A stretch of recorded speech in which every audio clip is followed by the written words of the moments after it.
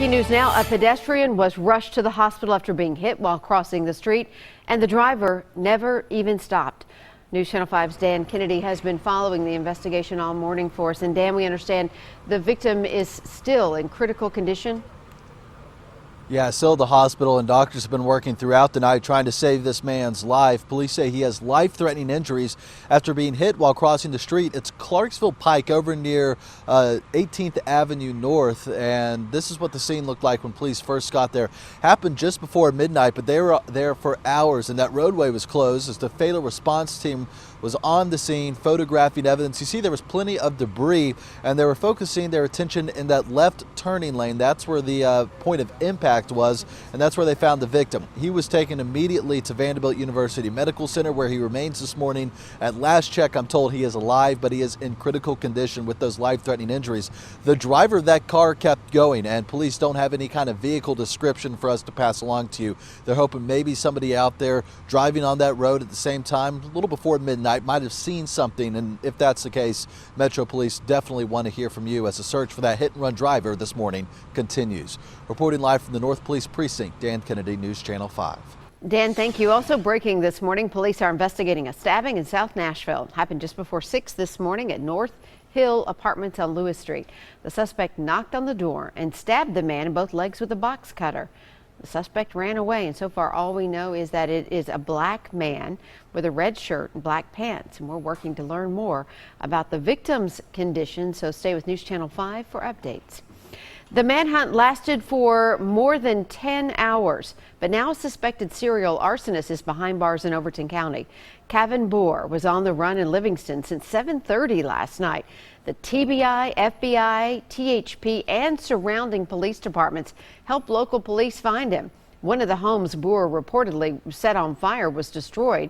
One has major damage, and one is still livable. Police say he also may have set a car on fire. Chief Greg Etheridge told us that he's proud of Officers Sam Carpenter and Bruce Matthews, who arrested him just after 6 this morning.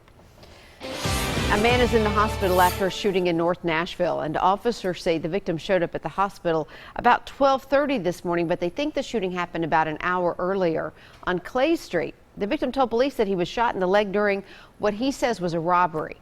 No one's in custody right now, but if you have any information, call police. Also right now, officers are searching for a man who they say kidnapped an infant overnight in North Nashville. Officers say the child was taken from a home on Tucker Street around 10. The baby girl was found a short time later safe inside a car, but she was alone. It's unclear if the person who took the baby's been caught. A woman in the home where the child was abducted was transported to the hospital. We're working to connect the dots for you and get an update on her condition, and we'll let you know as soon as we do. New this morning, a woman and her young child were taken to the hospital after a crash near downtown Nashville. It happened around 1:30 this morning at 14th Avenue North and Broadway.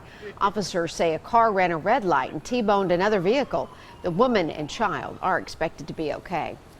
Several people, though, were hurt in a chain reaction crash on I-24 West in Jolton.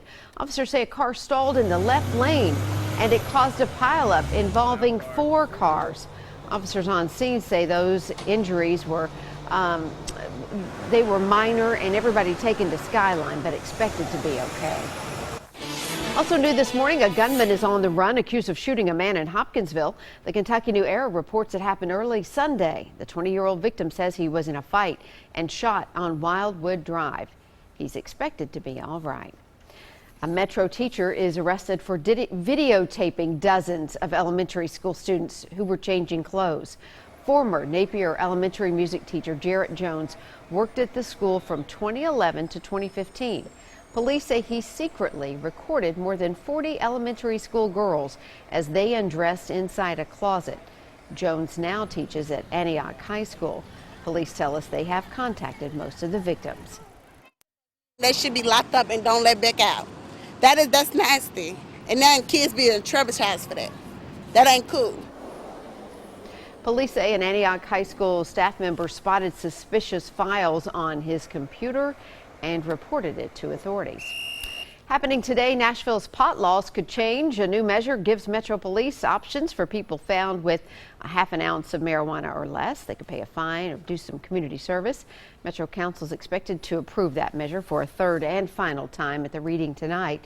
We'll be there. Download the News Channel 5 app for any updates. We're also learning more about the pipeline leak in Alabama that caused gas shortages right here.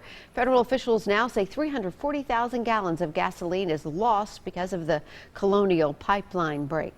That leak was discovered on September 9th. Crews are working to build a bypass around that broken segment.